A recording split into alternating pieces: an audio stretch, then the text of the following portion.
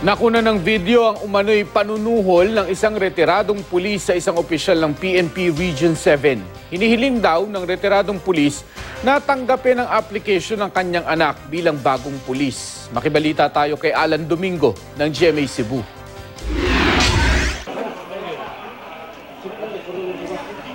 Kuha ang video na ito kahapon na umaga sa Regional Personnel Office ng Human Resources Development Division ng PNP Region 7 sa Cebu. Makikita ang isang lalaking may iniabot na envelope sa head ng R1 ng PNP Region 7 na si Senior Superintendent Renato Dugan. Ayon sa PNP, ang naturang lalaki ay isang retiradong pulis. Laman daw ng iniabot niyang envelope ang 40,000 piso na pambayad daw para matanggap bilang pulis ang anak nito. Dagdag ng PNP, 3 beses daw nag-apply bilang pulis ang anak ng retiradong pulis.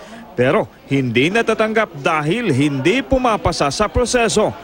Tinanggihan daw ni Dugan ang umano'y suhol kasabay ang pagsabi sa retiradong pulis na mali ang kanyang ginagawa. Hindi muna pinangalanan ang retiradong pulis habang hindi pa ito nakapagbibigay ng kanyang panig. Pinag-aaralan na ng PNP Region 7 ang pagsasampa sa kanya ng reklamong bribery. Nako, Master, kay retired policeman, ayaw na agbuhata. No? Kay kanang imong gibuhat karon, kanang imong anak, definitely, kung masuod na po na, ang tendency niya is mubawi siya. Because from the very beginning, sa iyang pag-apply sa PO1, dili na mao ang iyang pamagi. Ayon pa kay Dugan, sinabi sa kanya ng retiradong pulis na alam ng kanyang anak ang umano'y panunuhol. Kaya naman, ipapa-blacklist na raw ni Dugan ang nasabing aplikante para hindi na ito kailanman matanggap bilang pulis.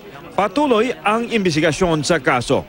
Alan Domingo, Nagbabalita, Pilipinas.